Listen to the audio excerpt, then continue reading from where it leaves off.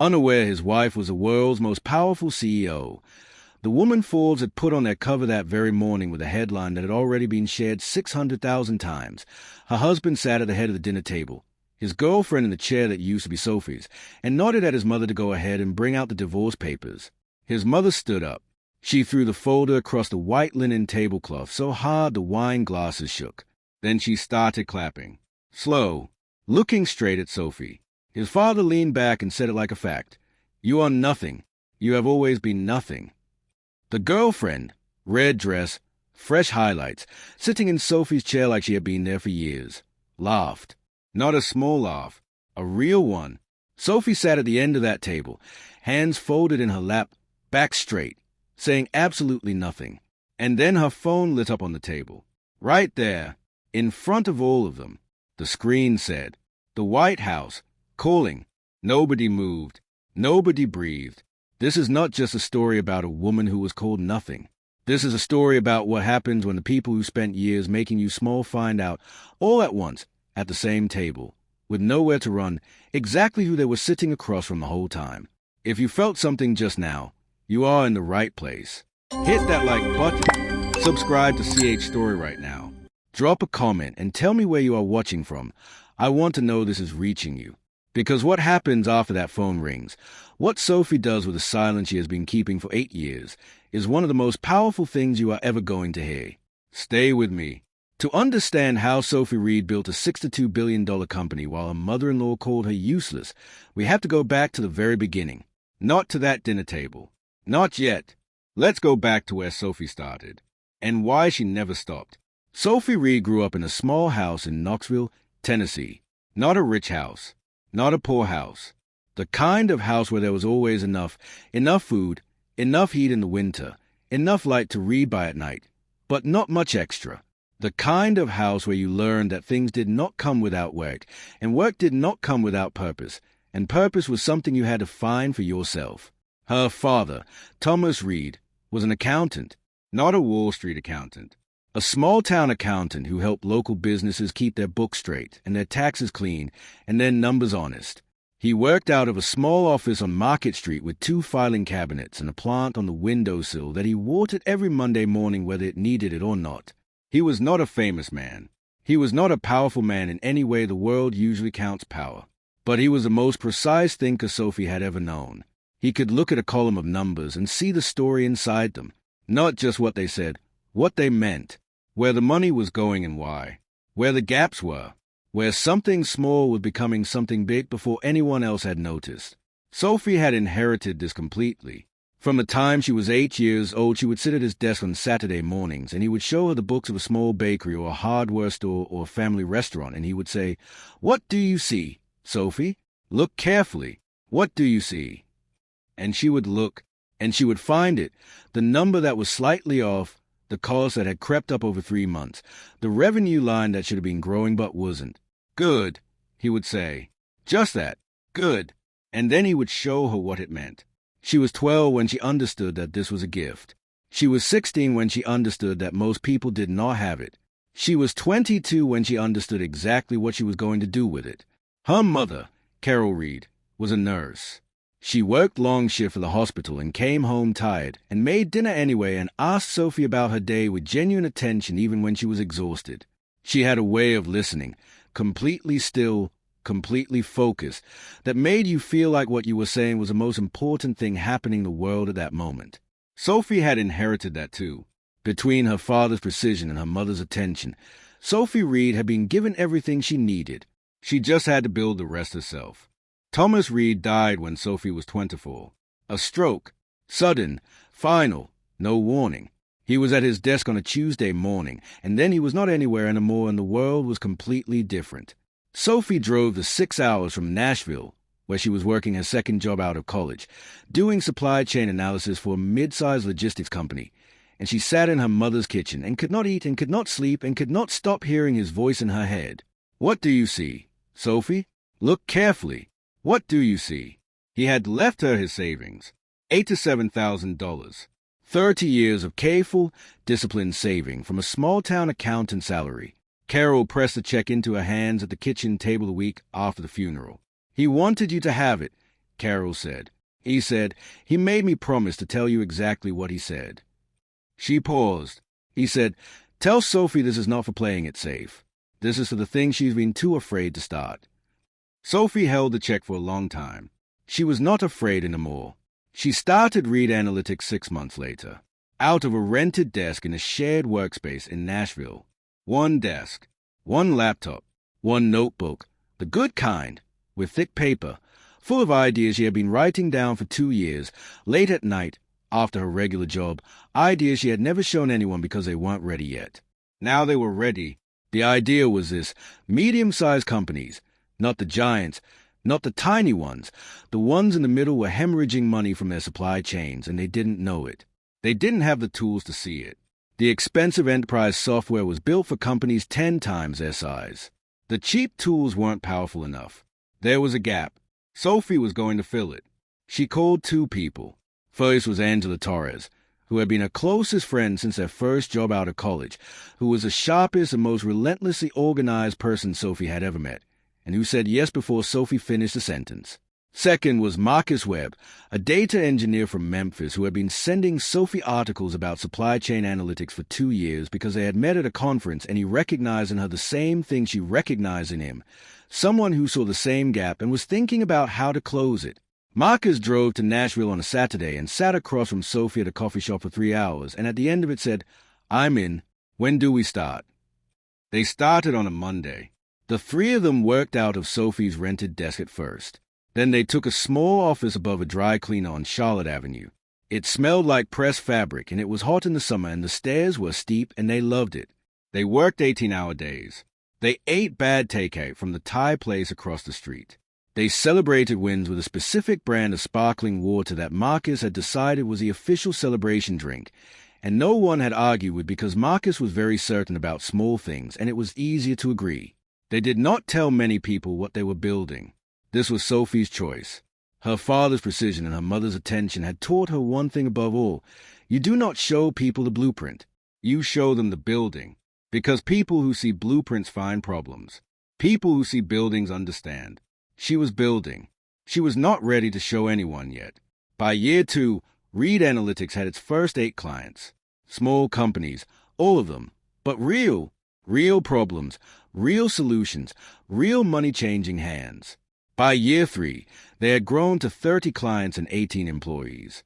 Sophie moved them into a proper office in downtown Nashville. She bought a good chair for her desk for the first time. Angela put a plant by the window. Marcus installed a coffee machine that he maintained with the same precision he brought to data models. By year 4, the year Sophie met Ryan Harlow at a charity fundraiser on a Thursday evening in October, Read Analytics was generating $4 million in annual revenue, and Sophie had just turned down her first acquisition offer from a company that had no idea what they were looking at. She knew what she had. She was not finished building it. Ryan Harlow was standing near the bar of the fundraiser, talking to someone Sophie didn't recognize, when she walked past him to get a glass of water. He noticed her. He said something.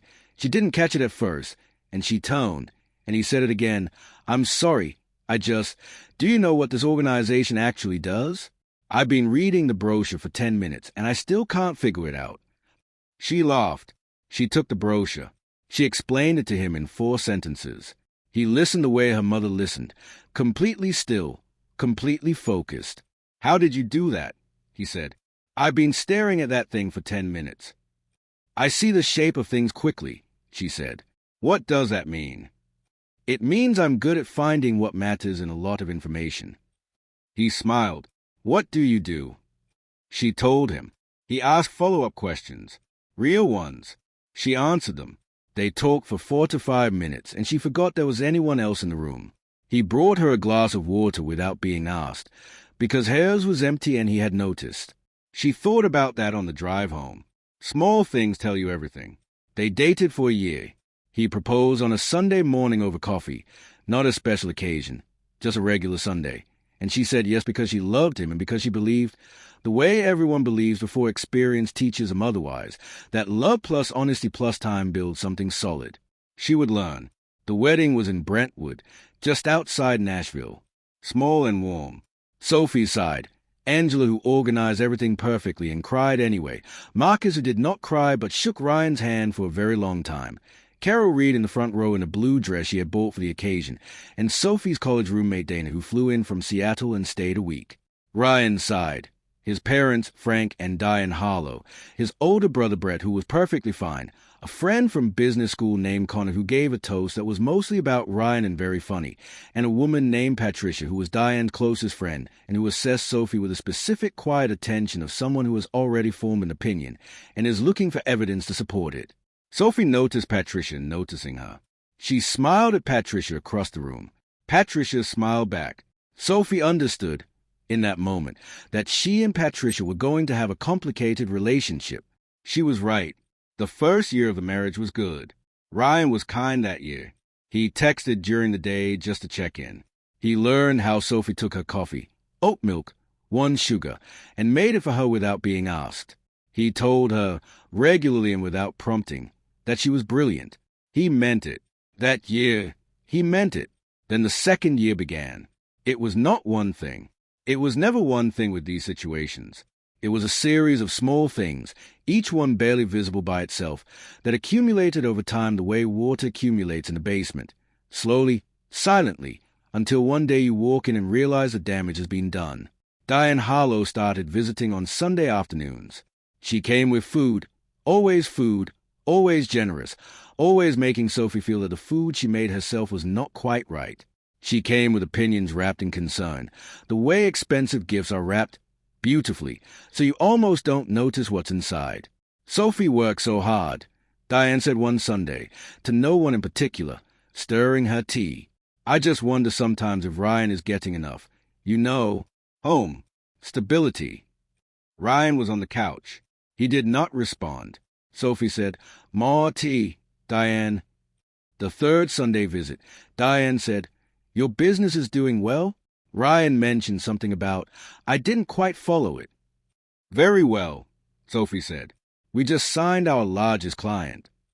"How wonderful." A small pause, the tilt of the head that Sophie was beginning to recognize. It must be a lot of pressure, especially now that you're thinking about starting a family. Sophie and Ryan had told no one they were trying. Sophie said. She went to the kitchen. She breathed. She came back. She smiled. She got pregnant in the second year of the marriage. 8 weeks. She found out on a Tuesday morning and sat on the edge of the bathtub holding the test for a long time, feeling something she did not have a complete word for, a mixture of joy and fear and the specific tenderness of something beginning. She told Ryan that evening. He held her face in his hands and said, "Sophie." Just her name, like it meant everything. She thought, this is it. This is the moment that changes things. This is when he comes back fully. The man from the fundraiser, the man who asked follow-up questions, the man who noticed her glass was empty. She thought that for 6 weeks. Then she started bleeding on a Thursday morning. She was at the office. She called Ryan immediately. He said he was in a meeting. He said he would call her back. She called Angela. Angela drove her to the hospital. They sat in the waiting room together for 2 hours, Angela holding Sophie's hand without saying anything because she understood that there was nothing to say. The doctor confirmed what Sophie already knew. They kept her for 4 more hours, monitoring, making sure she was all right. Ryan arrived at the hospital at 6 p.m. The loss had been confirmed at 2. He walked in and hugged her and said he was sorry, and she could feel, in the specific quality of the hug, that he had not fully understood yet what had happened, that he was treating it as a medical event rather than a loss. She did not say this. She pressed her face against his shoulder and was quiet. He drove her home. He made her tea. He sat with her for an hour and then said he had some emails he needed to get through and he would be just in the next room. She heard the sound of typing through the wall. Angela called at 9 p.m. "How are you?" Angela said. Sophie was quiet for a moment. "I don't know yet," she said. "That's okay," Angela said. "I'm here." They stayed on the phone for 2 hours. Angela talked about small things, a show she was watching, a restaurant she had tried, her neighbor's dog who had learned to open the back gate. She kept Sophie's mind moving, gently, through the dark. Sophie never forgot this. She also never forgot the sound of typing through the wall. Diane called the next morning. Ryan had told her, "These things happen.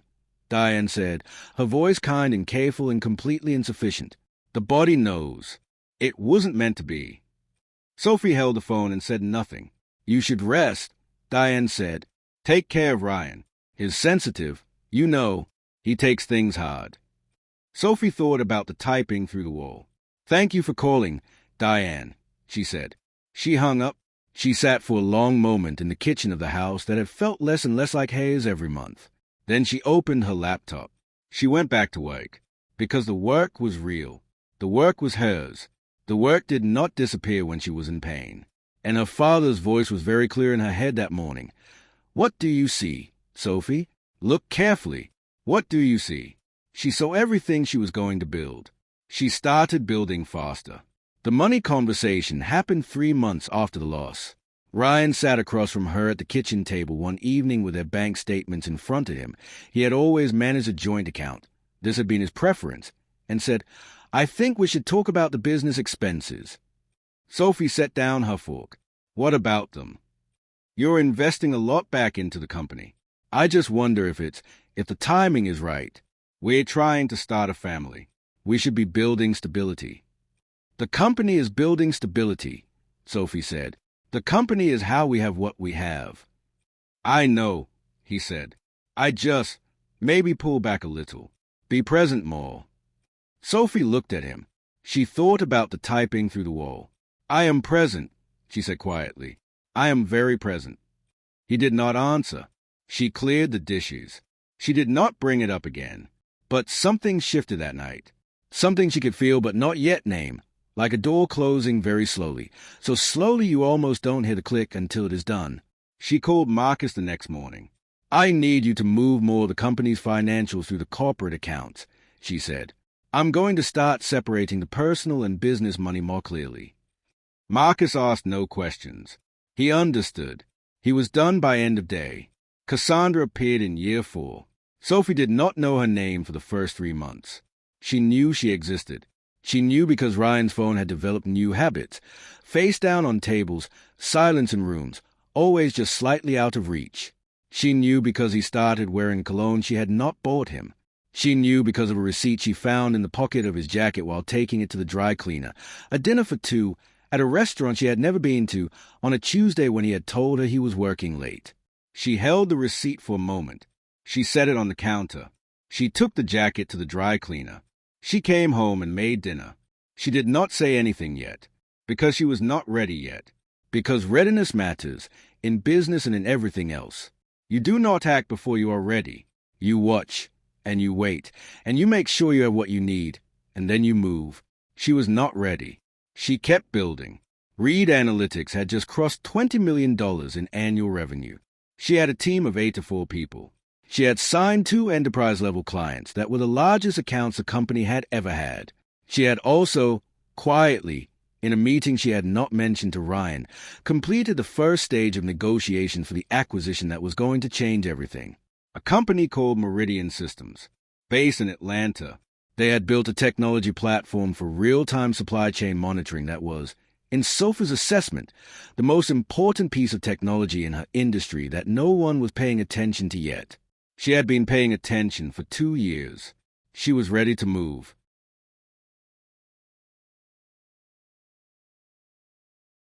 The acquisition closed 16 months later. Sophie signed the papers on a Monday morning in Atlanta, flew back to Nashville by noon, and was at her desk for a 2 p.m. meeting that she had not canceled because the work does not stop for the big moments. The big moments are just the days when the work means more. She told no one in her personal life. Not Ryan. Not Diane. Not Frank. She told Angela. She told Marcus. She told James Whitfield, who had joined the board 6 months earlier and who called her after the signing and said, "Sophie, do you understand what you just built?" "Yes," she said. "The company is going to be worth."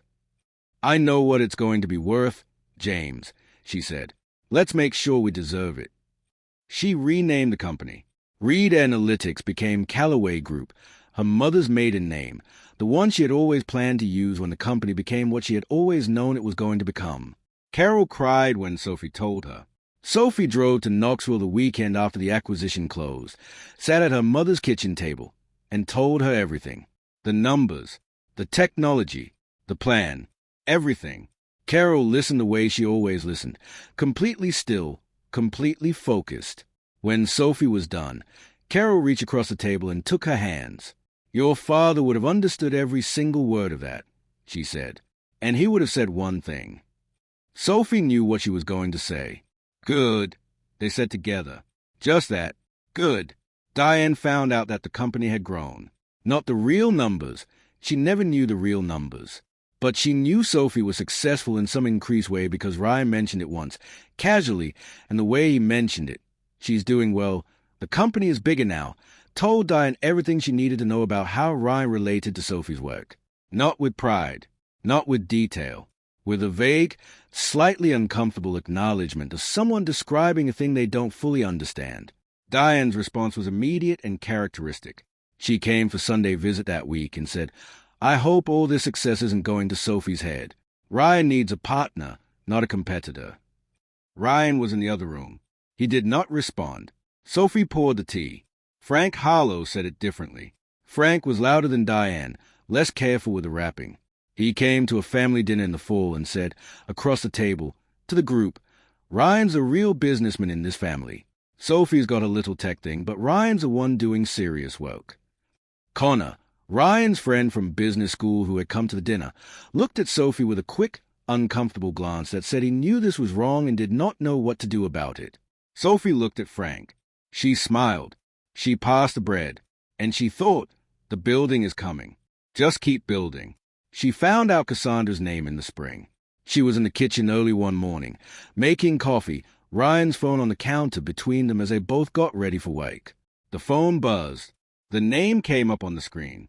Cassandra, followed by a single emoji that was not a work emoji. Sophie looked at the screen. She looked at Ryan.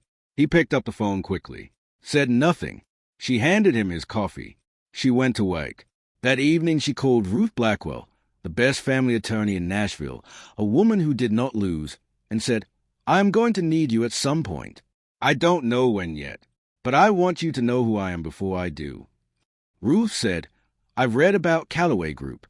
I know exactly who you are. Call me when you're ready." Then came the dinner party that broke something permanently. Not the final dinner. This was 3 months before the final dinner. Diane hosted her monthly gathering. 12 guests, a catered meal, a seating arrangement that communicated exactly where everyone stood. Sophie was at the far end. She was always at the far end. The guests that night included Patricia, Diane's friend, the one who had assessed Sophie at the wedding, and a man named Gerald who was a retired judge and Frank's oldest friend, and 2 couples from the country club that Diane and Frank had belonged to for 30 years.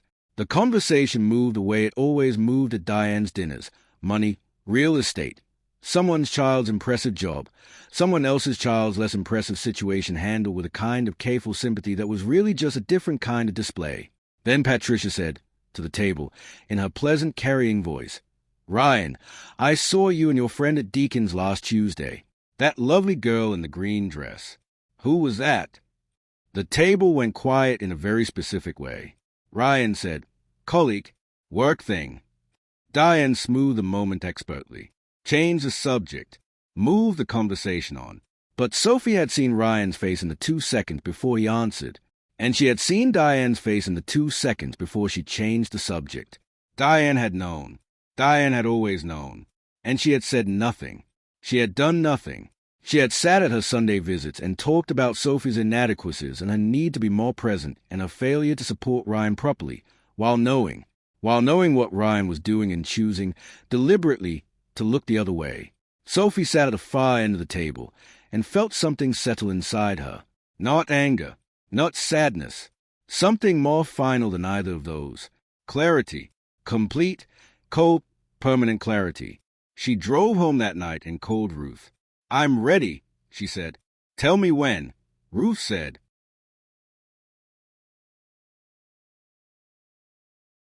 The Forbes call came on a Tuesday morning.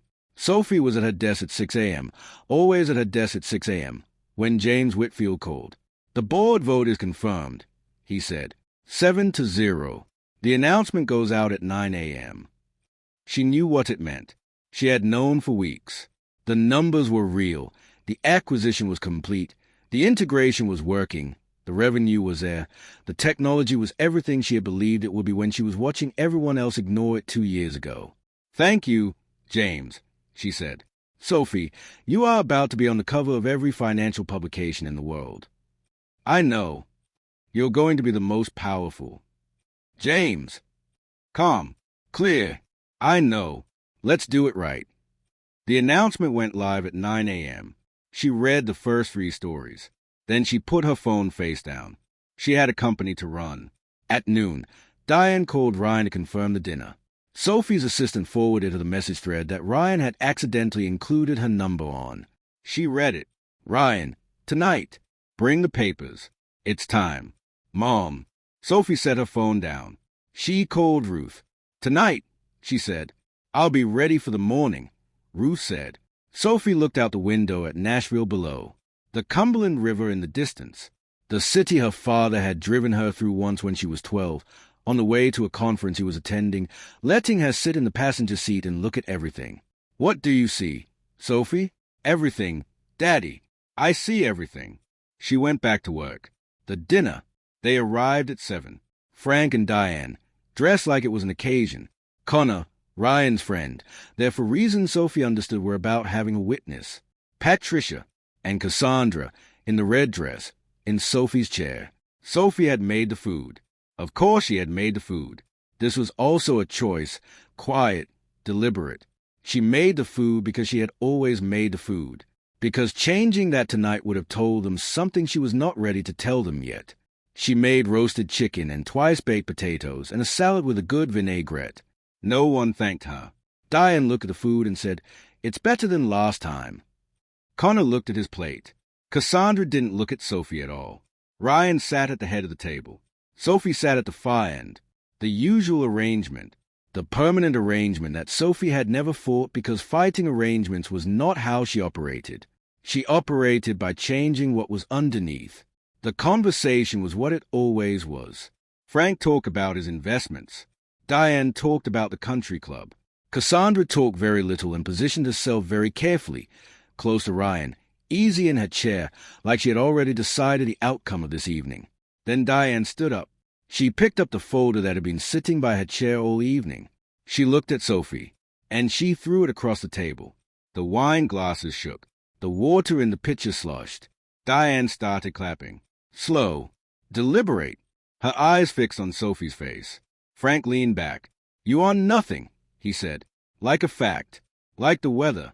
You have always been nothing. Sign these and get out." Cassandra laughed. Ryan looked at the table. Connor looked at his hands. Patricia looked at her wine glass. Sophie sat completely still. Her hands were folded in her lap. Her back was straight. Her face was calm, not performing calm, actually calm. The calm of someone who has been ready for this moment for a long time and is simply in it now, fully present, watching it happen exactly as she knew it would. She thought about her father. She thought about the kitchen table and the Saturday mornings and the columns of numbers. She thought about Angela holding her hand in the hospital waiting room. She thought about Marcus saying, "I'm in. When do we start?" She thought about $8,000 to $7,000 and a promise she had made to a man who was gone. And then her phone lit up, right there on the table, in front of all of them. The White House, calling. The clapping stopped. The laughing stopped. Frank's mouth closed. Diane's hands froze in the air. Cassandra put her wine glass down with a small, careful click. Ryan looked up. He looked at the phone. He looked at Sophie. For the first time all evening, he looked at her, really looked, the way he had looked at her at the fundraiser, the way he had looked when she was explaining the brochure, like she was the most interesting thing in the room. But it was 8 years too late for that look. Sophie picked up the phone. She answered it. "Yes," she said, her voice completely level. "Good evening." She listened for a moment. "Tomorrow morning is fine. I'll be there." She ended the call. She set the phone face down on the table. She looked at Diane. She looked at Frank. She looked at Cassandra. She looked, last and briefly, at Ryan. "I'll have my attorneys review the papers," she said quietly. "They'll be in touch." She pushed back her chair. She stood. She picked up her coat. She walked to the front door of the house that had never been a home. She opened it. She walked out. The door closed behind her with a soft, clean, permanent click. What none of them did that night was open their phones. If any of them had opened their phones, if Frank had checked his investment newsfeed, if Diane had looked at her social media, if Connor had glanced at the Wall Street Journal alerts he had set up years ago and never canceled, they would have seen it. The Forbes cover. Live since 9 a.m. 12 hours old by the time Sophie walked out that door. Sophie Reed Callaway, the world's most powerful CEO. Callaway Group's $41 billion acquisition reshapes American industry. Her face on every financial outlet on Earth. Her name trending globally. Her company, the one she had built from one rented desk and her father's $8,000 to $7,000 and 3 highlighters and a plan she had written twice before it was right, now the most watched company in America. None of them had connected it. Not once. Not all day. Because they had decided years ago what Sophie was. And once they decided, they stopped looking. Ryan found out at 6 a.m. the next morning when he opened his phone. He sat on the edge of the bed for a very long time. Diane found out from Patricia, who called at 7 a.m., voice tight with a specific energy of someone delivering information that changes everything. Frank found out at breakfast. Cassandra found out when she woke up and looked at her phone and saw Sophie's face on the front page of 3 different news apps. Connor found out and sent one text to Ryan. I tried to tell you she was different. You should have listened. Ryan never replied. The divorce was finalized 6 months later. Ruth was thorough and exact and did not lose. Sophie received what was hers. Ryan received what was his. The numbers were what they were, and they were not close, and everyone involved understood that within the first week. Ryan moved to an apartment across town. Sophie heard from Angela, who always knew everything, that he was doing all right, working, quieter than before, different. She was glad he was okay. She genuinely meant that. She had loved him once. The man from the fundraiser. The man who noticed her glass was empty. That man had been real, and she had loved him with everything she had. He had made choices, slowly, accumulated over years, that took him away from being that man. She could not follow.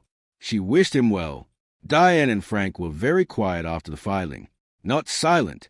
Diane was not capable of silence, but measured, careful in a new way. The specific carefulness of people who understand that they were working with incomplete information and made decisions based on that incomplete information, and the consequences are now real. Diane left a voicemail on day 5. 2 minutes and 40 seconds. Sophie listened to it once. It moved through several registers, composed at first, then less composed, then somewhere near the end something that was almost, not quite, but almost an apology. Sophie filed it in the folder she kept for things that were not nothing but were not enough. Cassandra left Nashville. Sophie heard she moved to Atlanta. She genuinely wished her well. She did not think about her again. Connor sent Sophie a note, actual letter, paper, handwritten, 3 weeks after the divorce was filed. It said, I am sorry I didn't say something sooner. I saw what was happening and I stayed quiet. That was wrong. I am sorry. Sophie read it twice. She wrote back, thank you for saying so. Take care of yourself. She meant it. 6 months after everything was done, Carol came to Nashville. Sophie picked her up from the airport on a Friday evening. They drove back to Sophie's apartment, the new one, Hayes, on a quiet street in East Nashville with a small porch and good light and a kitchen where Sophie had finally put her father's old coffee mug on the shelf where she could see it every morning. Carol walked through the apartment slowly, touching things the way mothers do, assessing, measuring, checking whether the space feels right for her child. She stopped in the kitchen. She saw the coffee mug on the shelf. She stood there for a moment. Good, she said. Sophie stood beside her. They looked at the mug together. He would have loved all of this, Carol said. Not the money, the building of it, the problem and the solution, and the doing of it. That's what he would have loved. I know, Sophie said. He saw it in you when you were 8 years old. I know. Carol looked at her. Are you happy? Sophie thought about the question carefully, the way her father had taught her to think about things, precisely, without rushing to the comfortable answer. I'm free, she said, and I'm doing work that matters. And I have you and Angela and Marcus and a woman named Grace Patterson in Detroit who held on the phone for 22 minutes and is changing 300 lives. So yes. She paused. Yes, I think that happy. Carol nodded. She put her arm around Sophie's shoulders. They stood in the kitchen with a coffee mug on the shelf and the Friday evening quiet around them. Good, Carol said. Just that. Good. The MIT summit was in the spring. Sophie stood backstage in a black blazer, a small silver pin on the lapel, her mother's, given to her the morning after the divorce was final, and listened to 1,200 people settling into their seats in the auditorium. Angela was beside her, doing what she always did before big moments. Completely still, completely ready. You good? Angela said. Yes. Nervous? No. A pause. Not even a little. Sophie thought about it honestly. I'm aware, she said. That's different from nervous. Angela smiled. That is very you. The introduction began. Sophie heard her name, heard the company, heard the numbers said out loud by someone else, which still felt slightly strange, like hearing your own voice on a recording. She walked out. The room was big and bright and full of people at the beginning of things. Young faces, serious faces, excited faces. People who had plans and were scared of them and didn't know yet what it would cost to make them real. She walked to the center of the stage. She let the room settle. She thought about her father, about a Saturday morning at a desk on Market Street in Knoxville, about a column of numbers and a question asked with patience and complete faith in the answers she would eventually find. What do you see, Sophie? She leaned into the microphone. 14 years ago, she said, I had a business plan, 3 highlighters, and $8,000 to $7,000 my father saved for 30 years so I wouldn't waste it on something small. She paused. The room was completely still. I want to talk to you today about what it means to not be small. Not in the way people usually mean. Not about dreaming big or believing in yourself or any of that. I mean something quieter. More specific. I mean, know the exact value of what you are building. In real numbers. And when someone calls it small, and someone will, I promise you someone will, don't argue. Don't explain. Don't spend your energy convincing people who are not paying attention. She looked out at them. Go back to work. Let the numbers do the talking when the time comes. She paused again. The time always comes. You just have to be ready. She talked for 42 minutes. No slides. No notes. Just a story. Her father's desk, the rented workspace, Angela and Marcus, the acquisition, the years of Sunday visits and small cruelties absorbed in silence, the hospital waiting room, the typing through a wall, the click of a door closing. She did not name anyone. She did not need to. The story was complete without names. When she finished, the room stood up before she had stepped back from the microphone. She stood there and let them see her. All of it. All 14 years. All the building. All the silence and the patience and the work and the loss and the clarity, and the morning she walked out of a house that had never been a home and got in her car and drove to the building that was completely, legally, permanently Hayes. She let them see it. Then she thanked them, and she walked off the stage. Angela was there with her coat and a cup of coffee. How was that? Angela said. Sophie took the coffee. She looked back at the stage for a moment, like being exactly where I was supposed to be. She said, they called her nothing, and she was already $62 billion of something. She didn't argue. She didn't explain. She didn't wait for them to see her differently. She just picked up the phone. She answered the president's call. She walked out the door. She drove to her building. She sat at her desk, and she kept building. That is the whole story. The woman they clapped at walked out of that dining room and into a world that was already completely, permanently Hayes. And when they finally understood, when the filing landed and the numbers were on the page and the fold cover was everywhere and there was nothing left to argue with, she was not standing there waiting. She was at her desk, working, building the next thing, because that is what Sophie Reed Calloway had always done. From a Saturday morning at her father's desk in Knoxville, all the way to the cover of Forbes, all the way to the president on the phone. She built. She never stopped, and she never would. If this story found you, if you have ever sat at a table where someone called your work small, or looked past you like you were not there, or said a word nothing about you like it was simply true, I hope Sophie reminded you of something important today. Small is not a fact. It is a failure of attention. And the people who are not paying attention are always the most surprised when the truth finally arrives. Subscribe to CH Story right now if you haven't already. Drop a comment and tell me where you are watching from. This community means everything, and I want to know this is reaching you. Share this with one person today. Just one. Someone who needs to hear this. And come back next week, because the next story is about a woman who was told her company would never survive right before it became the most talked about brand in America. You are not going to want to miss it. 3 weeks after the MIT summit, Sophie flew to Detroit.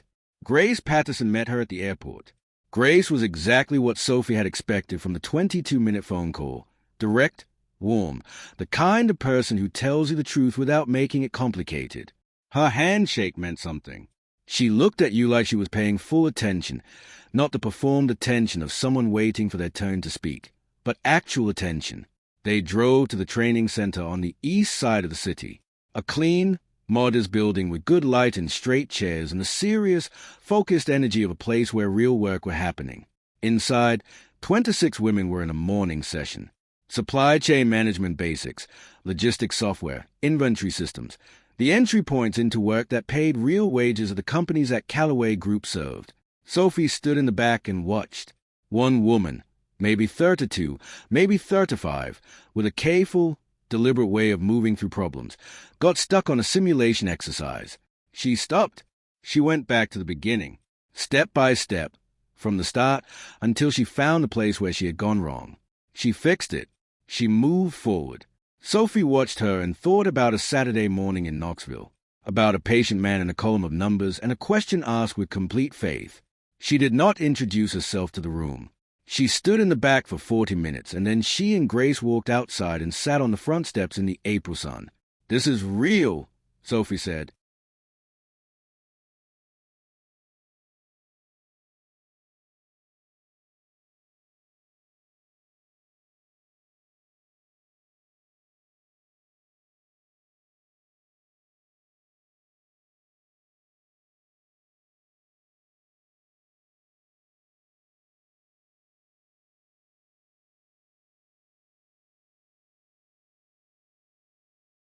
"Yes," Grace said. "The numbers you gave me. The outcomes. The retention rate. All real. I don't show people numbers that aren't." Sophie looked at her. "I know. That's why I took the call." They sat for a moment. A school bus went past. 2 kids on bikes. The ordinary afternoon life of a city doing what cities do. "Can I ask you something?" Grace said, "Yes." "That week you funded us. The Forbes thing, the divorce, all of it at the same time. Why did you take my call?" Sophie thought about it carefully. She had the answer immediately, but she wanted to say it right. "Because you held for 22 minutes, she said. "And because my father once spent 40 minutes on hold for a student who needed help, and no one came for that student. And I made a decision a long time ago that I was going to be the person who comes." Grace was quiet. Then, "Your father sounds like someone worth knowing." "He was," Sophie said. "He was exactly that." They sat in the April sun for a few more minutes, not talking, just sitting, the comfortable quiet of 2 people who have found, in each other, someone who does things the same way, who measures the same things, who counts the same things as real. Then Sophie flew home. She was back at her desk by 4 p.m. She had work to do. She always had work to do. And there was nowhere on earth she would rather be. On a Sunday morning in May, Sophie sat on the small porch of her East Nashville apartment with a cup of coffee and no particular place to be until noon.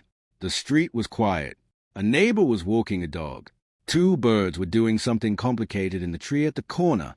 The morning was warm and still and ordinary in the best possible way. On the small table beside her, her coffee, her phone, face down, her father's notebook, the one she had found in a box at her mother's house the previous Christmas, full of his careful handwriting, columns of numbers from 30 years of small business accounts, everything precise, everything honest, everything meant to help someone else understand their own story better. She had been reading it slowly, a few pages at a time, for 5 months. She picked it up now, opened to the page she had last left off, a hardware store account from 1987. Her father had been 29.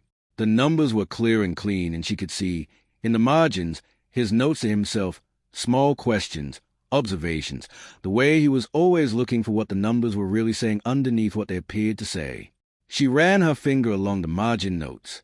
She thought about him sitting at that desk on Market Street, plant on the windowsill, filing cabinets full of small businesses he was helping stay honest and solvent and real.